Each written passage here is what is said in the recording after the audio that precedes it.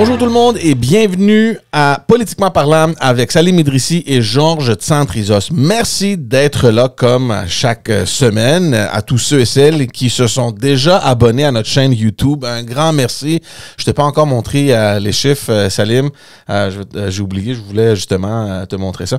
C'est pas spectaculaire, là. Tu sais, on fait pas des bons de milliers d'abonnés par jour ou par semaine. Mais pour moi, au moins, c'est quelque chose d'impressionnant. Je vois ça, puis je dis, wow, okay, la semaine passée, on était comme moins 10 ou moins 20. Puis c'est quelque chose, tu sais, quand même, de savoir qu'il y a des gens qui s'intéressent à ce qu'on fait, au contenu, puis au fait qu'ils peuvent participer et nous envoyer des commentaires. Moi, honnêtement, j'adore ça.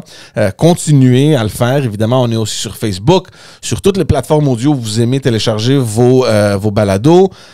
Évidemment, on est sur Instagram et Twitter aussi. Donc, allez tout de suite vous abonner sur toutes ces plateformes-là pour nous aider. On l'apprécie énormément.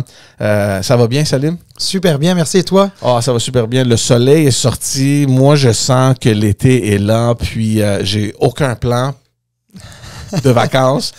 Donc...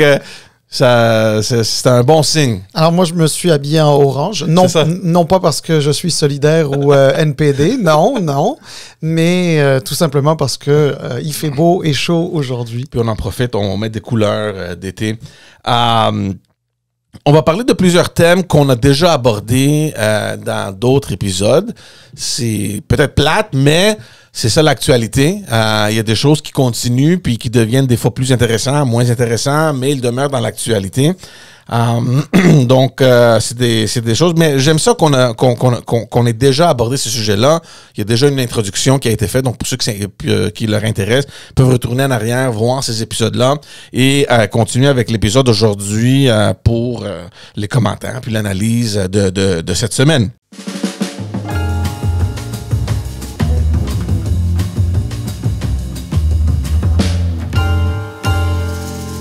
On va commencer avec le Parti libéral du Québec. La semaine passée, on a dit aux gens qui nous écoutent qu'il y avait un conseil général la fin de semaine dernière. Moi, j'étais là. J'ai remarqué certaines choses, des choses positives, des choses un peu moins positives. Donc, on va en discuter. Et évidemment, je veux qu'on parle un peu de tout ce qui est sorti dans les médias concernant le conseil général. Et il y a une raison que... on a parlé du manque de nationalisme au Parti libéral du Québec. Moi, c'est quelque chose qui me dérange parce que, premièrement, je pense pas que c'est vrai, mais il y a une raison que il y a juste ça qu'il y avait à dire. Tu sais, puis on va y revenir.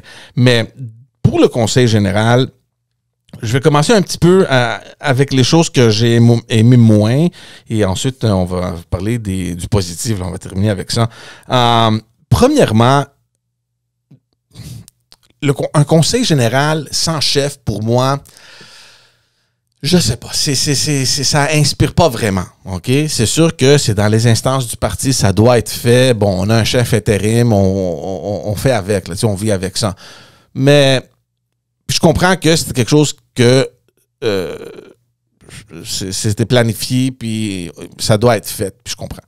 Mais au moins, si c'est un chef par intérim puis tu fais un conseil général, déjà le fait qu'il n'y a pas un chef de parti, pourquoi ne pas profiter de cette opportunité-là, de parler justement de la course à la chefferie, de parler des règles qui doivent être établies, au moins, tu as les gens qui sont là, pourquoi ne pas déjà commencer à parler de ça? Moi, j'aurais fait ça. Ouais. Mais tu vois, George, c'est sûr que la situation n'est pas idéale. Il n'y a pas de chef en titre pour les raisons qu'on connaît, sur lesquelles on ne reviendra pas. Mais tu vois, moi, ça c'est le bout qui me dérange un peu moins, le fait que ce soit un intérimaire. Parce que malheureusement, on doit passer par là, puis il n'y a pas le choix. Moi, ce que je comprends et ce que je décode de tes paroles, c'est que t'es pressé, puis je le comprends, à ce que ce parti-là puisse avoir un chef et donc une orientation claire et que ce parti-là puisse bâtir un positionnement et des positions et des plateformes qui puissent lui permettre de mieux performer aux prochaines élections. Ça, je le comprends totalement. Bon, maintenant, on a un chef intérimaire, puis c'est bien correct comme ça. Là où je te rejoins totalement. Mais alors là, totalement. À partir du moment où on décide d'organiser un conseil général, est-ce qu'on peut s'assurer qu'il y avait une bonne raison d'en tenir un? Est-ce qu'il y avait une thématique spéciale? Non. Est-ce qu'il y avait un cahier des participants qui se tiennent? Non. Est-ce qu'il y avait... est-ce que c'était un conseil général pour parler des règles de la course à la chefferie? Non. En fait... c'était quasiment une sorte de rencontre de militants, une manière de dire, bon, ben, on va rassembler du monde. Bon, bravo d'ailleurs, ils ont rassemblé 400 personnes, c'est parfait. De rassembler du monde, là, pour nous rappeler qu'on est une famille, etc. Regarde, tout ça, c'est bien beau. La réalité, c'est qu'il n'y avait pas de raison. Et quand tu n'as pas de raison, tu laisses place à quoi? Tu laisses place à de la distraction. Exact. Et ce qui s'est passé, c'était de la distraction. Ouais, c'est ça. Tu as très bien mentionné ça dans les autres points que j'avais dans la section du peut-être négatif, c'est qu'il n'y a pas eu vraiment de contenu. Donc, tu as absolument raison là-dessus. Et pour moi, arrivant là, bien évidemment, on n'avait pas de cahier de participants, rien. Je ne sais pas s'il y avait une orientation. Moi, je suis allé là ne sachant pas vraiment pourquoi j'étais là. Je suis allé parce qu'évidemment, je suis un libéral. Je voulais voir du monde. C'était pour moi le premier événement après la pandémie. Donc, c'est une belle opportunité de voir toute cette famille libérale-là. Mais il n'y avait pas de contenu. Il semblait pour moi plus d'un exercice de motivation, comme tu as dit, ou peut-être même... un rendez-vous pour montrer une certaine crédibilité pour ce comité Pratt et Cadet. Oui, mais alors, juste parce que moi, j'ai parlé avec quand même beaucoup de monde et on essayait de me dire « Ah, mais c'est le conseil général de la relance ». Alors, effectivement, on a mis beaucoup d'emphase. On a mis beaucoup d'emphase. On n'a pas mis l'emphase, mais c'est-à-dire, c'est sûr qu'il y avait l'ombre, bien sûr, de ce comité-là, le comité Pratt-Cadet, effectivement. Mais tu vois, George, moi, je pense que ce comité-là, il devait être mis en place, qu'il y ait une réflexion. À la base, c'est une très bonne chose. C'est un parti qui a besoin d'un point de départ pour sa réflexion. Puis, en théorie, c'est ce que ce comité-là est censé faire.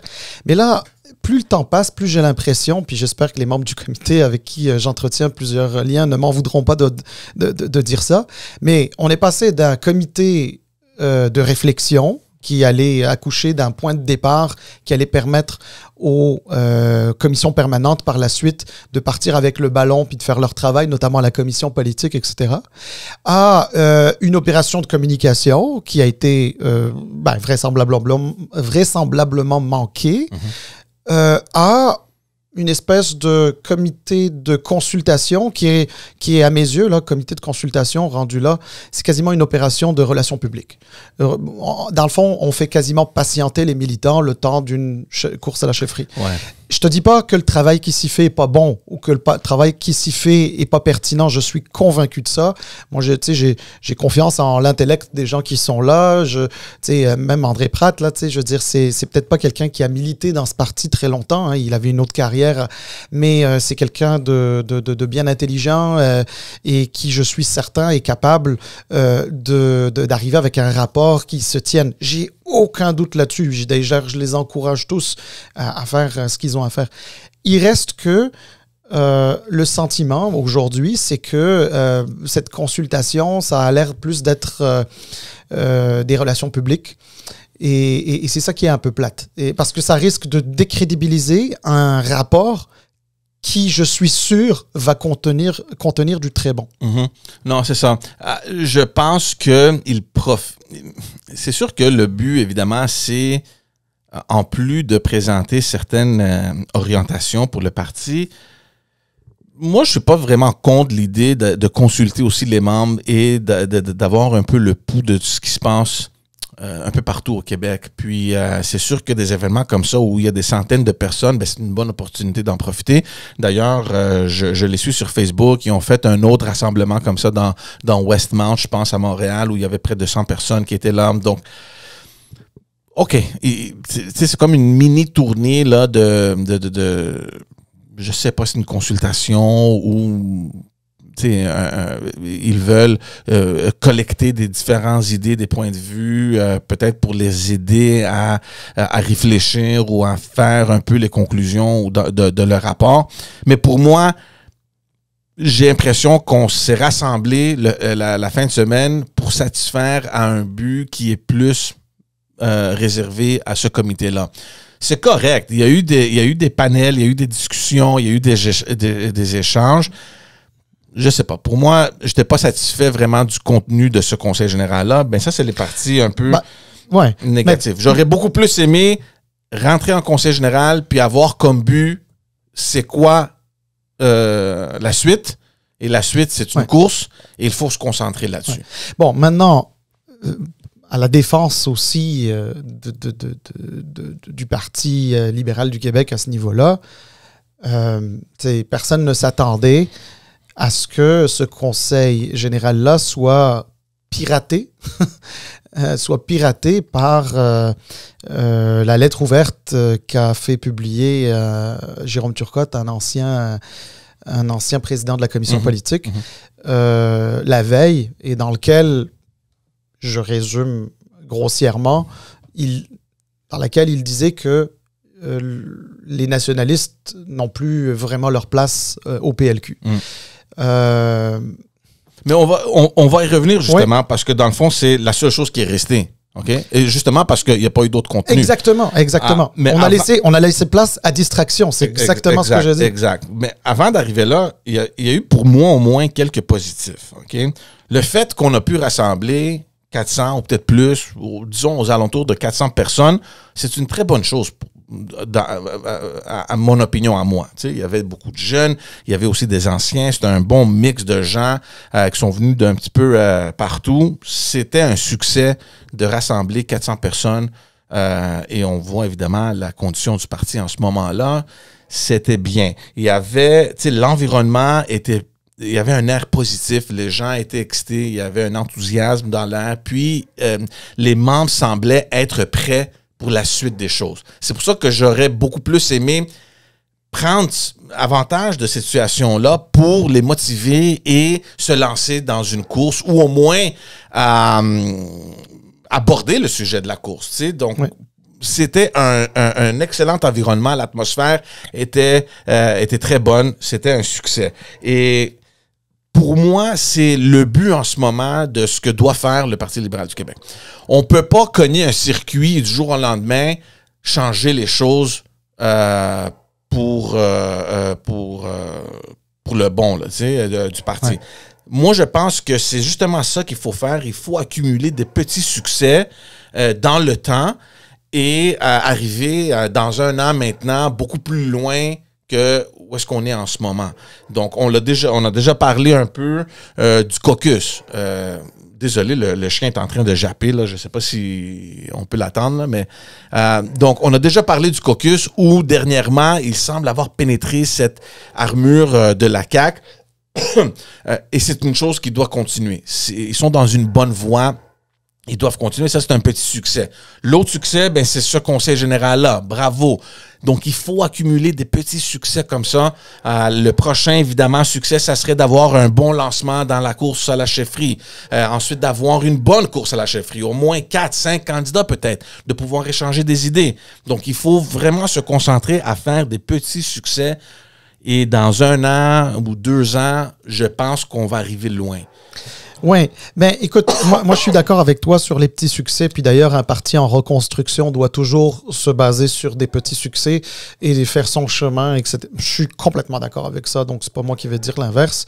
Mais bon, tu sais, je vais te dire, moi le seul succès pour moi de la fin de semaine du congrès libéral, le seul succès, c'est le fait qu'il y a pu y avoir des débats et tu sais que ça suscite des débats. Tu sais, je parlais évidemment, je fais référence de nouveau à la lettre ouverte de Jérôme Turcotte. Ça a suscité des débats. Et de ce point de vue-là, je le vois positivement. Parce que un parti qui est capable de débattre, c'est un parti qui est en santé. Je n'ai pas de problème avec ça. Maintenant, je ne suis pas en train de dire que je trouve la démarche juste et correcte.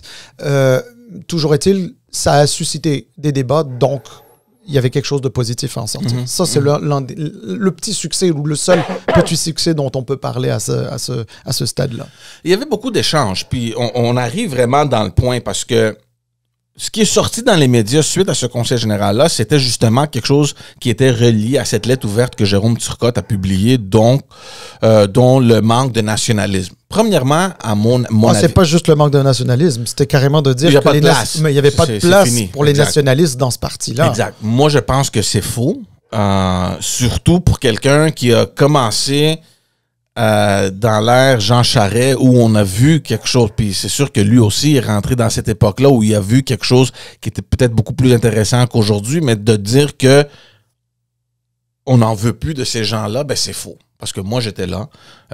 Il y a d'autres personnes que je connais qui ont cette même idéologie-là et cette approche-là d'un Parti libéral du Québec qui est nationaliste et fier de l'être. Il était là. Donc, de dire ça, moi, je pense que c'était faux. Mais je suis d'accord avec toi. Au moins, ça a suscité un débat. Le problème, c'est que il y avait rien d'autre. Ouais. Puis, les journalistes qui étaient là, ils ont pogné des petites affaires, ils ont commenté sur quelques membres et qu'est-ce qu'ils ont dit, par exemple, de transférer toute la responsabilité de santé, de donner cette juridiction-là au fédéral. Look. Ouais, mais là, s'il y a une personne qui a demandé ça, il faut arrêter, là. C'est un conseil général, c'est ça le but, c'est d'inciter les membres à venir et donner des idées, donner leur avis, puis si quelqu'un pense que c'est ça qu'il faut faire, ben regarde, c'est son droit. Ça veut pas dire que le conseil général était d'accord avec ça ou que les membres du parti veulent éliminer toute la responsabilité de la santé. Et puis, moi, je pense juste simplement que les médias n'avaient pas grand-chose d'autre à dire et c'est un peu la faute de l'organisation parce que, comme tu as très bien dit, c'est un exercice aussi de communication, un conseil général. Donc, il faut établir un peu des lignes à nourrir aux médias. Voici ce qu'on fait, tu sais.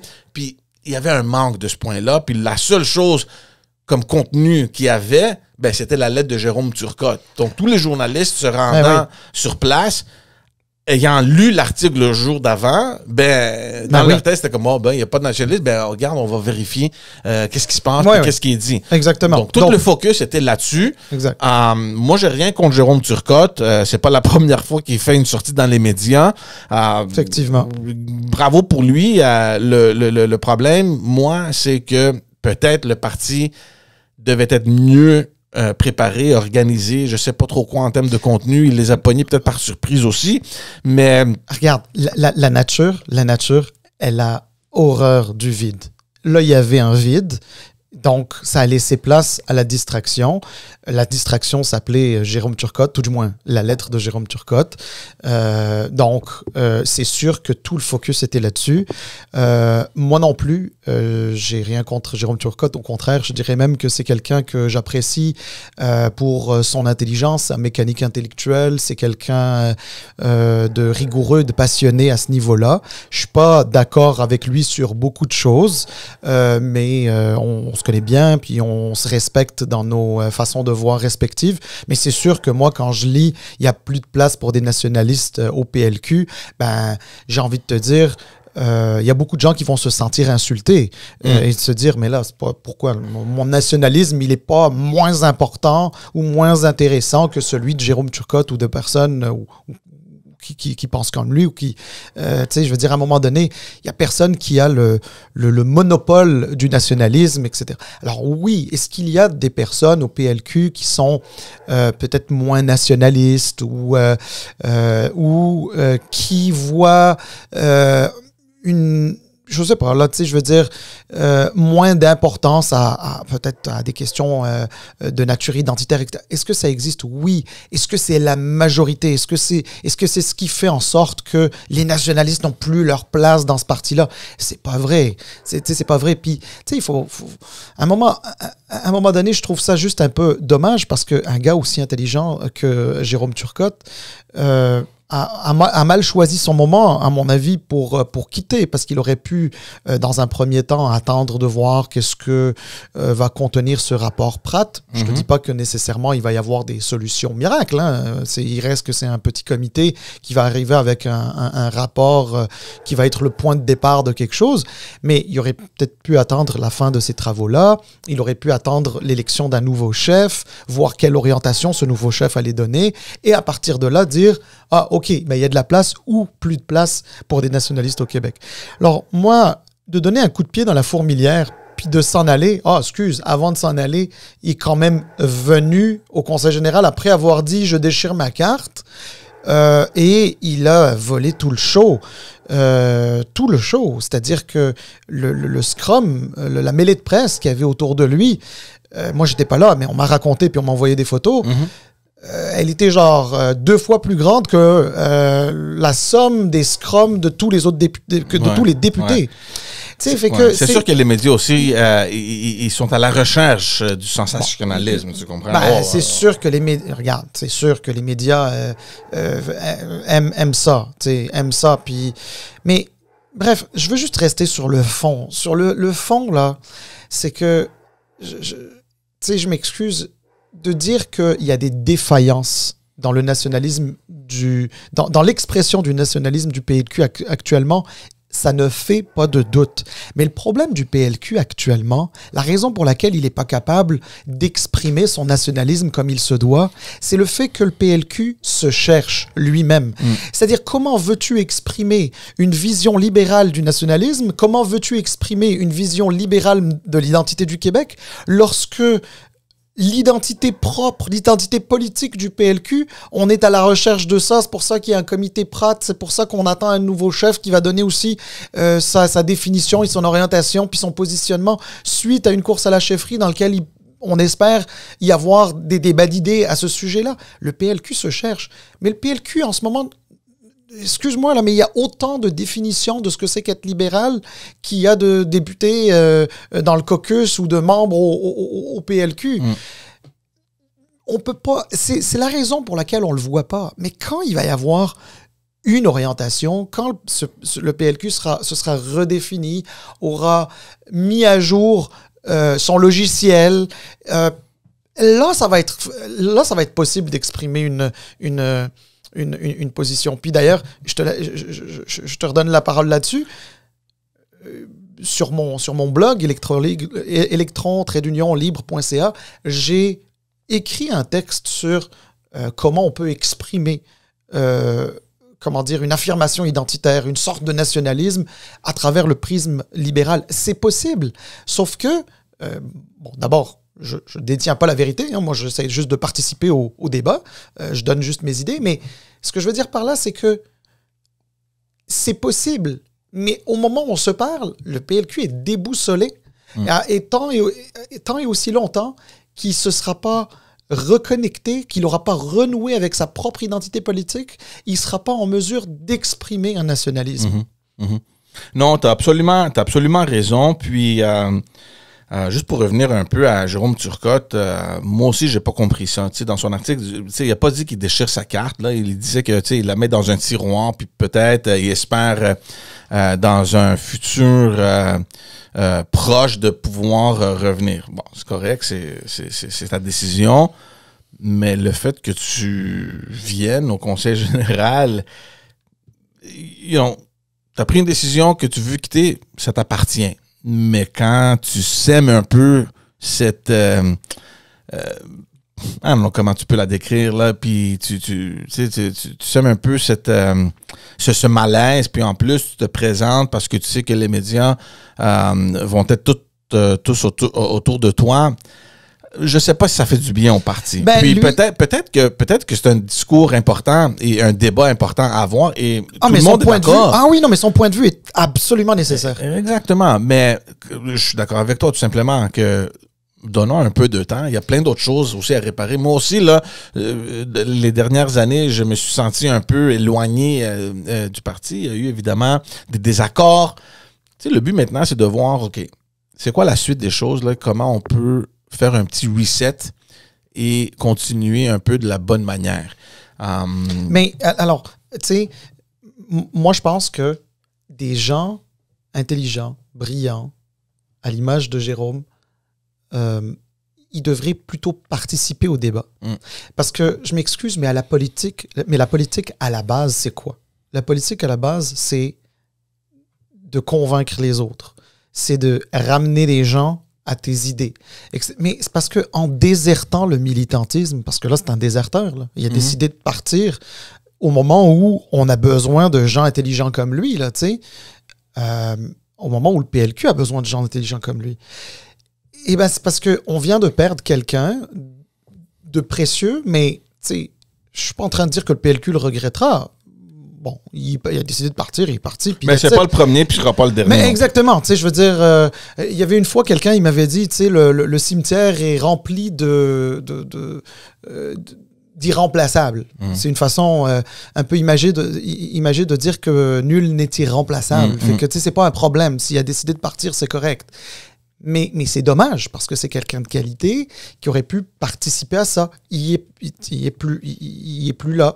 Et je pense que son point de vue, plutôt que ce soit un pavé dans la mare, juste pour susciter le débat, ouais, ben bravo. Bon, ben c'est sûr qu'il a suscité le débat pendant la dernière semaine, pendant dernière fin de semaine en tout le cas. Mais après la fin de semaine dernière, les débats vont se poursuivre et il sera pas là. Et ça, c'est dommage. Ouais. Ça, c'est très dommage. Moi, je pense que ça nuit plus que ça n'aide. Je dis pas que les débats, c'est pas important et qu'il les ait suscités, c'est très bien. Mais honnêtement, il aurait pu très bien taper sur des points sur la table, susciter le débat sans avoir à faire tout ce show-là. C'est mon point de vue. Il en a un autre, je respecte ça, mais c'est juste que je trouve que c'est dommage. Ça nuit. Ça nuit plus qu'autre chose, mais voilà. Juste pour finir sur un point positif, ce que j'ai beaucoup aimé au Conseil général, c'est de voir qu'il y a toujours une relève. Il y avait beaucoup de jeunes qui semblaient très excités d'être là, qui ont participé aux différentes discussions. Donc, c'est toujours une bonne chose. C'est rafraîchissant de voir un peu la jeunesse et les gens qui représentent cette relève-là. Et j'espère dans le futur qu'il y aura peut-être plus de monde. Mais pour un premier conseil général, je ne sais pas si c'est le premier, là, mais un des premiers après la pandémie, j'ai trouvé qu'ils ont, en général, c'était du positif pour moi. Ben, qu'il y ait 400 personnes, déjà, honnêtement, bravo, là, franchement. Ouais. Pour un parti qui est si mal en point, 400 personnes, c'est pas rien. Moi, je pense que c'est des beaux efforts qui sont faits au niveau de la mobilisation et d'essayer de reconnecter aussi avec quelques personnes. C'est pas évident. Qu'il y ait des jeunes, c'est parfait. Maintenant, c'est sûr que le bout idéologique est le plus important. Oublie pas, hein, de plus en plus, les gens disent le PLQ, c'est une sorte de succursale du PLC au Québec. Je veux dire, c'est... Ça, il faut s'éloigner de ça. Mais effectivement, ça veut pas dire, attention, là, il va falloir quand même, le PLQ, il va falloir qu'il exprime quelque chose qui lui est propre, dans lequel peut-être des gens de différentes allégeances fédérales pourraient se retrouver, un peu comme ça a été le cas dans le passé, là, je veux dire, c'est pas, si on l'a fait dans le passé, on est capable de le faire encore.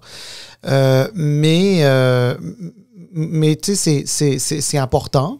Puis tu sais, à un moment donné, il faut arrêter.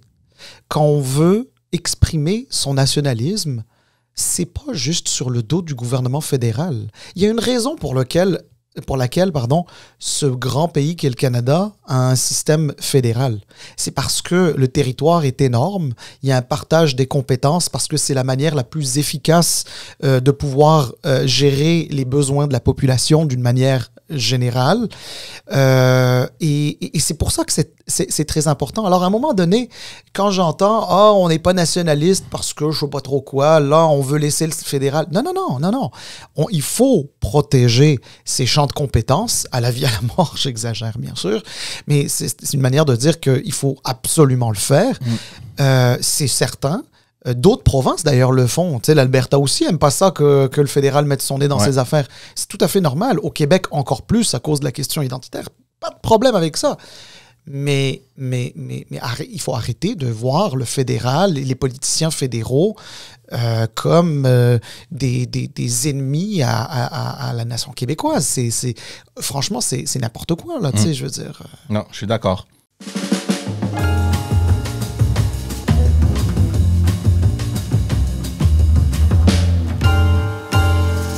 Allons-y maintenant discuter de cet entêtement de Québec solidaire ces dernières semaines sur la question de l'augmentation salariale des députés. On a déjà parlé d'ailleurs dans un autre épisode. Vous pouvez retourner l'écouter si vous voulez ou le regarder. Il y a eu une proposition il y a quelques semaines ou au début de ce mandat d'augmenter le salaire des députés. C'est quelque chose qui n'a pas été fait depuis longtemps. Plus de 20 ans. Exact. Donc, nous, on s'est déjà prononcé là-dessus. On a dit que, regarde, ils méritent l'argent. On connaît très bien le travail qu'ils font, le sacrifice que ces gens-là font. Puis, honnêtement, de voir un élu gagner près de 120 000 $ par année, 115, 120 000 $, je pense, avec l'augmentation. Non, avec l'augmentation, c'est 130. 130, OK. C'est un salaire qui, en 2023, reflète très bien un salaire que doivent ou que peuvent gagner des élus. Okay? Si on va dans le privé puis on se cherche une job comme directeur de je sais pas trop quoi, on tombe aux alentours d'un salaire entre 100, 120, tu sais, aux alentours de là. Pourquoi l'élu devrait être à l'extérieur de ce bracket-là de salaire? Moi, j'ai jamais compris ça, surtout en sachant l'énorme travail qu'ils font. Donc, on revient maintenant aux députés de Québec solidaire. Ils pensent que c'est hypocrite dans la situation actuelle où on se trouve que des députés aient une augmentation de salaire. Moi, je comprends pas ça parce que, regarde, oui, tu es un élu, mais tu travailles. Pourquoi ne pas être rémunéré à une valeur qui convient? Et de un. De deux, dans toutes ces discussions-là, puis dans les comités où ils sont en train de faire le débat pour l'augmentation du salaire, Québec solidaire, depuis le tout début, dit, regarde, nous, on est contre le 30 000 $, c'est pas éthique, c'est ridicule. En plus de ça, il y a un conflit d'intérêts parce que nous-mêmes, comme députés, on vote, puis on va revenir là-dessus parce que c'est ridicule de même proposer ça. Puis là, ils reviennent avec leur proposition. C'est, regarde, 30 000, c'est trop, mais on propose 20 000. Oui, pas 30%, mais 20%. 20%, c'est correct. Exact, 20%. Ouais. Non, mais 20%, ça correspond à 20 000 parce que le salaire actuel est de 100 000. C'est 100 000. Moi, je comprends pas. Puis on va revenir au premier point pour dire que, et puis tu l'as très bien décrit d'ailleurs à l'épisode où on parlait de cette augmentation salariale-là, c'est inscrit dans les lois. Donc, c'est qui vote les lois? Ben, c'est les députés. Donc, il n'y a pas d'autre manière à le faire, mais c'est les députés qui doivent voter pour ce changement-là parce que c'est une modification à une loi. Donc, tu sais, on peut pas le faire autrement. Mais pour éviter le conflit d'intérêts, c'est pour ça qu'on a mis sur pied un comité complètement séparé pour étudier la question et de venir proposer une augmentation ou aucune augmentation. Je sais pas, c'est à eux qu'on a laissé cette responsabilité, puis ils sont venus, puis ils ont dit, regarde, nous, on pense que 30%, c'est adéquat. OK, merci beaucoup, on va voter pour ça. Si oui ou non, on est d'accord avec vous. Ça a l'air que la majorité des députés sont d'accord. That's it, that's all. C'est sûr que c'est toi qui dois voter. C'est qui d'autre qui va voter? Non, mais attends, en plus, tu me dis la majorité. C'est 110 députés sur 125 qui sont d'accord. Exact. 110 sur 125. Ouais. C'est une bonne majorité, ça. Tu sais, alors, franchement, Québec solidaire fait de la petite politique avec ça, littéralement. C'est populiste au possible. C'est ça que j'allais dire. Moi, le populisme, là, de trouver n'importe quoi et de faire de la politique avec ça me dérange. Ils ont déchiré leur chemise pour dire qu'ils étaient contre. Et là, au moment d'être en commission parlementaire et d'étudier les articles, ils ont déposé un amendement. C'est eux autres, Québec solidaire, a déposé son propre amendement dans lequel ils réclament une augmentation de 20%, donc 20 000 $, non pas 30%, 30 000 $. Ouais. Et alors, ils sont passés de « on est contre » à « on veut une augmentation de 20 000. Genre, c'était incompréhensible. Incompréhensible. Puis pire que ça.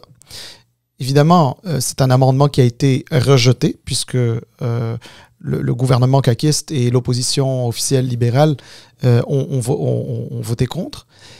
Mais par la suite, Québec solidaire a décidé de filibuster ce projet de loi. Un projet de loi où il y a, je pense, 2 articles. Donc, Écoute, c'était ridicule. J'ai regardé ça en direct sur le canal de l'Assemblée nationale. Ouais. C'était ridicule. Le leader de Québec solidaire, Alexandre Leduc, écoute, il a déposé des amendements un après l'autre. Il votait.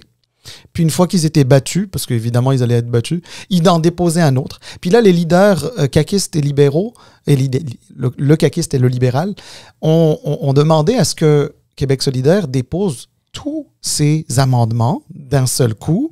Comme ça, on arrête de gaspiller du temps. gaspiller du temps et de demander à suspendre la commission pour la reprendre par la suite, etc. Québec solidaire, ils s'en foutaient. Sauf que moi, ce qui me dérange, OK, d'abord, ça sert à rien, parce que de toute façon, ça allait fonctionner. Je vois même pas qu'est-ce que ça leur donne de dire que... Mais ça leur donne des clips pour mettre sur les réseaux sociaux. Mais les clips étaient terribles. Ouais. Honnêtement, là, qu'ils les mettent.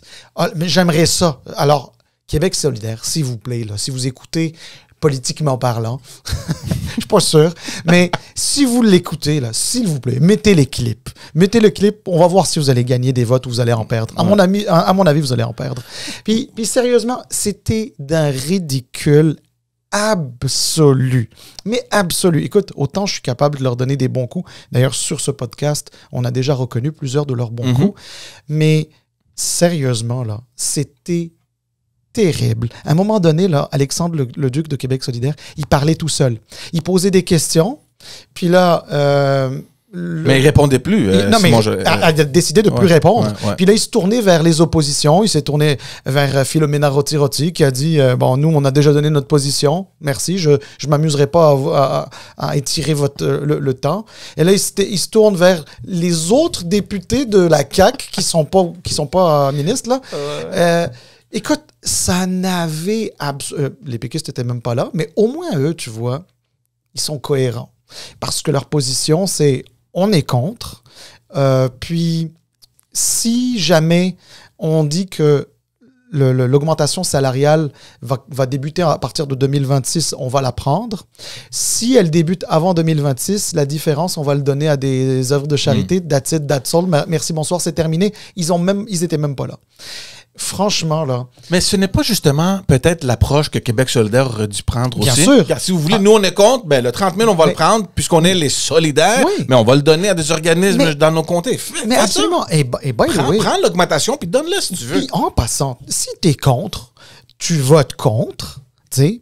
Puis cette augmentation-là, soit... regarde, on a voté contre, mais elle a été votée. Il n'y a pas de raison pour lesquelles des gens de Québec solidaire devraient être payés moins que des gens de la CAQ, du PLQ ou du PQ. Donc, qu'ils le prennent. Ils ont voté contre, c'est correct. C'est-à-dire le principe de l'augmentation, ils ont voté contre. Ils ne peuvent pas faire plus que ça. Ils peuvent pas. Regarde, ils ont fait des amendements. Les amendements ont été battus. La démocratie telle qu'elle a été faite, c'est que tu as 110 députés qui sont favorables.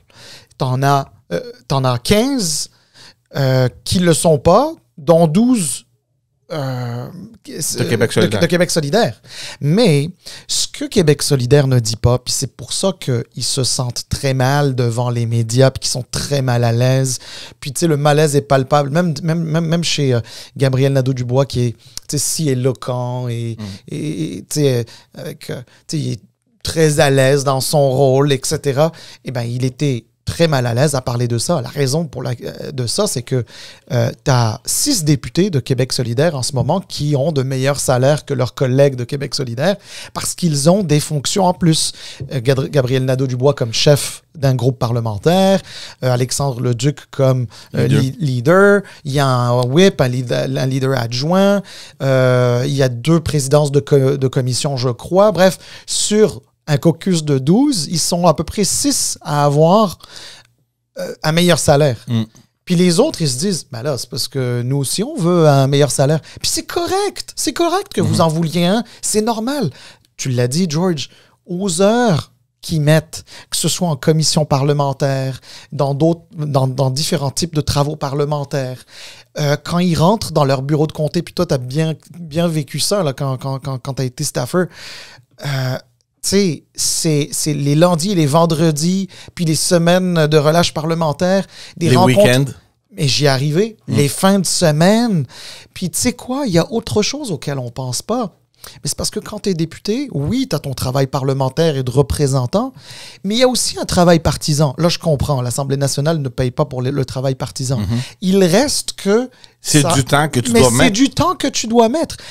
Ça, là, il faut arrêter de le voir comme étant un investissement dans la poche des politiciens. C'est pas vrai. C'est un investissement dans notre démocratie. Si on veut avoir des gens de qualité, il faut que les conditions de travail reflètent le travail qui est mis. Puis toutes ces personnes-là ont des familles. Des gens qui ont... Combien il y en a des familles qui ont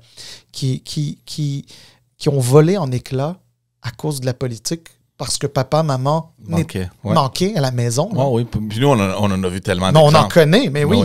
Oui. D'ailleurs, il y avait un très beau reportage. C'était Esther Bégin qui l'avait fait, qui avait interviewé plusieurs politiciens extraordinaires. Et Feu Jean Lapierre, que tout le monde aimait au Québec, s'était exprimé là-dessus, puis qui avait dit à quel point la politique était très dure sur la vie de famille, etc. Là. Puis lui, il le sait, hein, parce que il avait vécu une séparation, etc. Enfin bref, je ne vais pas rentrer dans les détails. Là, le reportage, le documentaire est très bon. D'ailleurs, je vous invite à l'écouter. Mais... à un moment donné, là, il faut arrêter la petite politique. Là, non, je suis d'accord avec toi. Puis moi, je reviens au point initial que j'ai fait. Parce que moi, quand la politique s'est terminée, c'est sûr que moi, j'avais déjà une entreprise. J'avais quand même un filet où j'ai rebondi. Mais par curiosité, je me rappelle, puis j'avais toujours cette discussion avec ma femme. Je dis, est-ce que je peux aller trouver une job à l'extérieur de la politique? Est-ce qu'il y a des opportunités? Puis les jobs que je regardais... Et j'étais très modeste, évidemment. Je regardais pas des positions qui étaient comme des directeurs de je sais pas trop quoi, là. Mais avec mes connaissances puis avec mon expérience, c'était pas mal proche de ce salaire-là. Donc, je comprends pas comment un député ne peut pas gagner un salaire qui mérite. Et c'est un salaire, oui, de 120, 130 000 $ par année. En 2023, là, si on n'est pas capable de payer les députés un salaire qui, de toute façon, aurait pu facilement gagner dans le privé, ben, je sais pas, il y a un problème. Parce que, comme tu as dit très bien, on n'attirera pas des gens qui ont les compétences à contribuer à notre démocratie puis à nos institutions parlementaires. C'est ça. Juste quand même un élément qui, je pense, est quand même pertinent à dire. C'est un point que Québec solidaire a apporté. C'est peut-être le seul argument contre qui peut se tenir un petit peu. C'est qu'il y avait eu un rapport. À l'époque, c'était le rapport de l'ancienne juge L'Heureux Dubé. Ce rapport-là sur les conditions de travail des députés avait été commandée, préparée, elle l'avait remis. Puis, elle était arrivée à une formule où on augmentait le salaire des députés, mais par exemple, la contribution au fonds de retraite, à la pension, elle était moins importante du côté de l'Assemblée nationale. Donc, ça voulait dire qu'il fallait que les députés cotisent plus. Et ça permettait à ce qu'il y ait une augmentation de salaire à coût nul. C'est un rapport, à l'époque, où les libéraux étaient au pouvoir, voulaient aller de l'avant. Les libéraux voulaient aller de l'avant avec ce rapport-là, de l'ancienne juge L'Heureux Dubé. Sauf que, à l'époque, les caquistes s'étaient opposés. Les péquistes, les solidaires aussi. C'était très populiste à l'époque. Ils disaient non, ça n'a aucun bon sens. Parce que quand tu es dans l'opposition, c'est facile de t'opposer à ça. Là. Ils voulaient faire passer les libéraux comme des gens qui sont pas corrects, veulent augmenter leur salaire pendant qu'il y avait des compressions budgétaires ailleurs. Ils se sont opposés à ça. Sauf que là, les caquistes sont au pouvoir et là, ils comprennent. Là, ils veulent le faire. Les libéraux ont été conséquents, ont été intelligents. Ils sont allés dans le même sens que ce qu'ils proposaient quand ils étaient au gouvernement. Bon, c'est fine. Toujours est-il que c'est vrai que le rapport de Lise Thériault et Martin Ouellette, les anciens députés libéraux et péquistes, c'est vrai qu'ils parlaient de l'augmentation de salaire sans revoir les autres éléments. Parce que c'est vrai que la pension que touche un député qui est resté un certain nombre d'années, on s'entend, elle est très bonne. Puis entre toi et moi, c'est souvent la raison pour laquelle tu as des députés, quand ils prennent un comté, tu sais, quand c'est un comté sûr pour leur parti, là, ils veulent le garder à vie. Ils restent 30 ans là. Ça devient quasiment des fonctionnaires. Mais c'est pas des politiciens ne sont pas des fonctionnaires. Mais il y a des gens qui profitent du fait qu'ils sont dans un comté pour s'installer là pendant 30 ans. Tu sais, pendant 30 ans, toucher un salaire de 130 000, puis d'avoir un fonds de retraite comme celui-là. Tu sais, moi, je trouve que c'était le fonds de pension, ils auraient pu peut-être le retoucher un petit peu. Je te dis pas de leur enlever tous les avantages, c'est pas ça, là. Mais de le revoir pour être un peu comparable. Si tu voulais être comparable au privé au niveau du salaire, il faut aussi te comparer un petit peu au privé au niveau du fonds de pension, ce qui n'a pas été fait. Ça, c'est le seul point que j'accorde à Québec solidaire. Mais dans le fond, à partir du moment où tu as 110 députés qui sont favorables à quelque chose et que clairement, il n'y a pas eu d'augmentation de salaire depuis 23 ans, je crois que j'entendais, il était temps de le faire. Mais bon, je pense qu'on a fait le tour du sujet.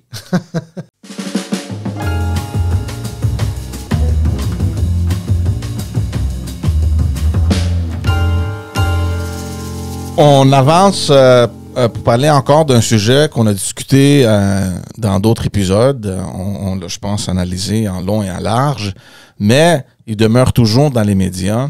Et à mon avis, c'est quand même quelque chose de troublant. On parle évidemment de David Johnston, de toute l'affaire de l'ingérence étrangère au Canada, et je pense franchement que c'est un gros problème pour Justin Trudeau. On a discuté la semaine dernière qu'il y avait un rapport finalement qui a été déposé et que dans son rapport, David Johnston ne recommandait pas qu'une enquête indépendante soit faite sur la question de l'ingérence. Pas de surprise, les oppositions n'étaient pas d'accord avec ça. Puis, Jagmeet Singh du NPD a déposé une motion pour retirer David Johnston de ces responsabilités-là. Et hier, elle a été votée en chambre, puis comment on dit? Adoptée. Elle a été adoptée, exactement. Question maintenant, qu'est-ce qui va se produire? Je sais pas, parce que Justin Trudeau, il est sorti hier ou mardi, en fait, toujours en appui à David Johnston et à sa décision de le placer là comme la personne qui allait donner ses recommandations. Je sais pas qu'est-ce qui va se produire en ce moment, mais ça n'a pas l'air bien pour le gouvernement d'avoir toute une opposition contre non seulement cette décision de mettre David Johnston à cause de l'apparence de conflit d'intérêts qu'on a discuté en long et en large. On ne retournera pas là. Mais en même temps, je ne sais pas si c'est une question qui peut vraiment amener un vote de confiance pour faire tomber le gouvernement non plus. Puis Jagmeet Singh a laissé ça tomber. Il a dit, regarde, c'est pas une question pour laquelle j'amènerai les électeurs en élection. Puis on parlait de ça avant d'enregistrer. Moi, je pense honnêtement que David Johnston, avec l'intelligence qu'il a, j'espère qu'il va capter le message du Parlement, de l'opposition, de la majorité en fait, et au lieu d'attendre que Justin Trudeau prenne une décision, ben, qu'il la prenne lui-même et qu'il se retire. Oui. Écoute, je vais te donner ma perspective. Ça vaut ce que ça vaut. Moi, je pense que le gouvernement, à partir du moment où il a pris cette orientation et qu'il ne semble pas vouloir y déroger, le gouvernement va continuer d'aller vers cette direction-là. Tu sais, donc, ça veut dire que je ne crois pas que le gouvernement, d'une manière quelconque, va vouloir tirer la plug, comme on dit. et demander à Johnston de quitter, etc. Ce serait une perte de temps pour eux, ce serait avouer leur erreur. Le gouvernement ne va pas aller là-dedans, ça c'est sûr. Maintenant, Johnston, qui a déjà été gouverneur général du Canada, donc représentant du chef d'État du Canada, c'est quelqu'un dont le rôle était clairement de défendre les institutions du Canada. C'était, je ne vais pas dire que c'était son rôle, mais je veux dire, clairement, c'est dans l'esprit de son rôle. OK? Là, il se trouve que tu as une institution la plus démocratique qui soit, ultime, la Chambre des communes. C'est la maison du peuple canadien, d'une certaine manière, la Chambre des communes, a voté une motion. Cette motion, elle te demande de te récuser, ou tout du moins, elle demande au gouvernement de le relever de ses fonctions. De le relever de ses fonctions. Lui, là, il voit ça.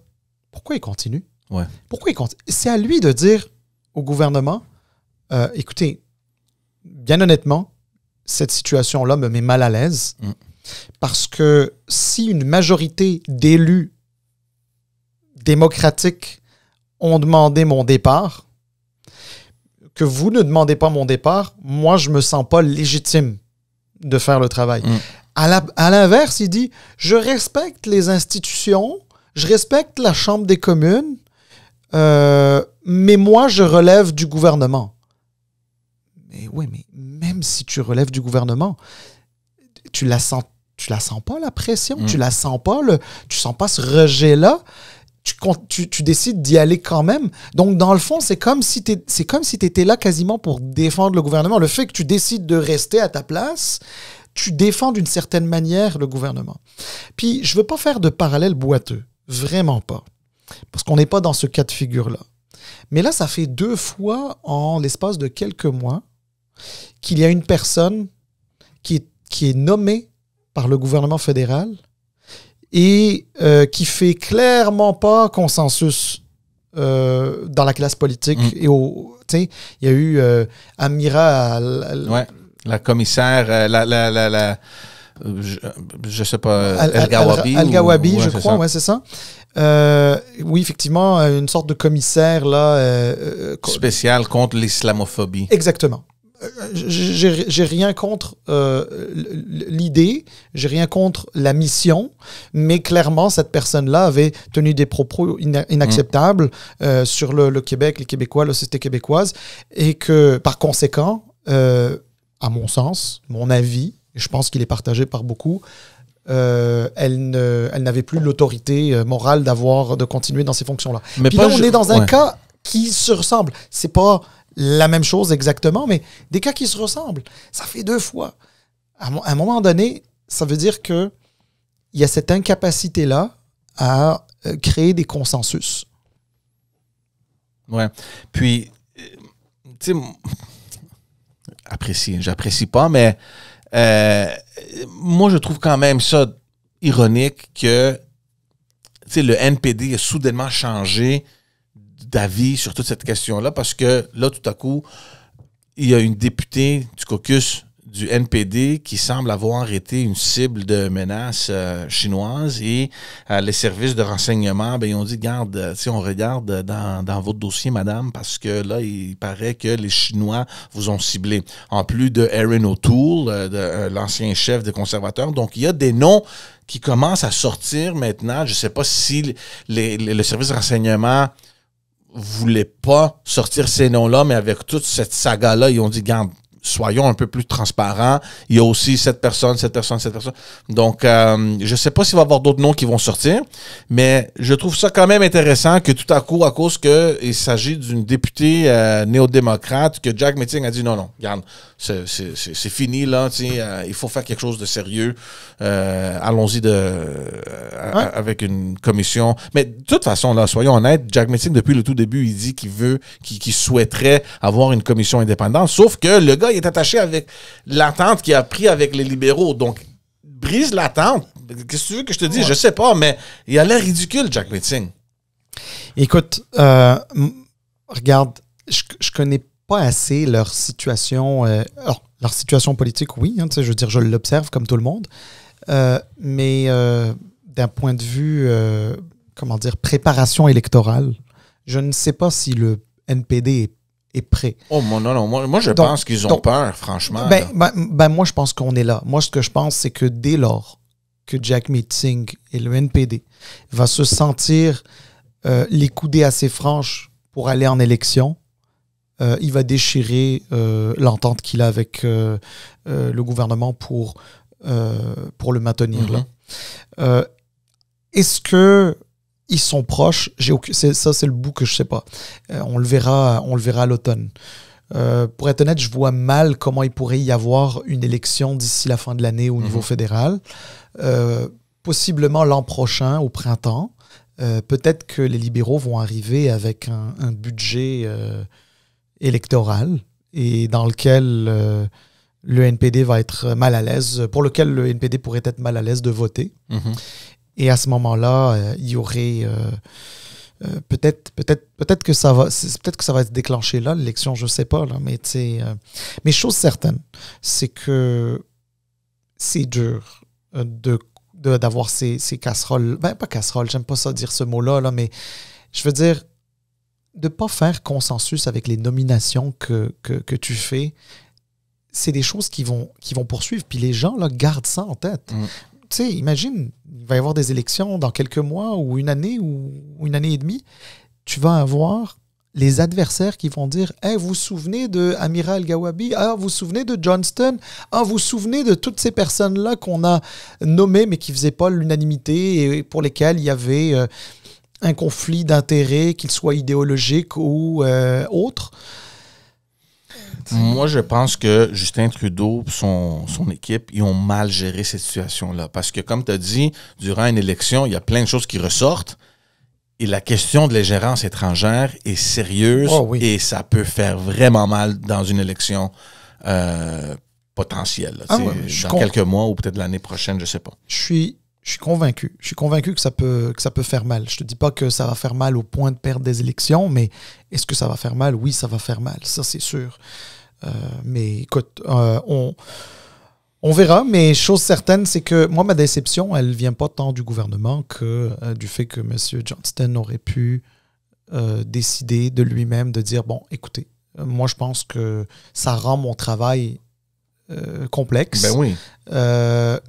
Parce que là, quoi qu'il va dire, on va lui dire conflit d'intérêt. Conflit d'intérêt. Ouais. Conflit d'intérêt. Ouais. Look, c'est pas fini, hein. Regarde, ça c'est arrivé juste hier. Donc, il reste aujourd'hui, il reste demain, peut-être la semaine prochaine. Je sais pas, peut-être qu'il va prendre la fin de semaine pour y réfléchir. Je sais pas. Je pense pas. Mais il a déjà réagi là, par communiqué. Là. Je l'ai manqué. Il a réagi par communiqué pour dire je respecte la Chambre des communes, mais moi, mon mandat me vient du gouvernement. Une manière de dire bon, ben, les députés ne peuvent rien faire contre moi. Le gouvernement doit sans doute se dire oh, regarde, on va toffer ça encore 3-4 semaines, là, le temps que la session parlementaire à Ottawa termine. Puis après ça, il n'y a plus personne qui va en parler. Je suis sûr qu'il y a certains stratèges libéraux fédéraux qui doivent penser ça et dire ça. On verra ce qui arrivera. On va mettre un point sur ça, sur cette discussion, sur cet épisode. Merci encore une fois à tout le monde de vous présenter à chaque semaine, de nous écouter, de nous suivre. Allez encore une fois vous abonner sur YouTube, Facebook, sur toutes les plateformes audio. On apprécie vraiment votre appui. Venez nous dire ce que vous en pensez. Donnez-nous des commentaires. Mettez des petites étoiles si vous écoutez ça sur Spotify ou sur Apple Podcast. Merci encore une fois et on vous voit tous la semaine prochaine avec un tout nouvel épisode de Politiquement parlant. Merci beaucoup tout le monde. À la semaine prochaine. Ciao.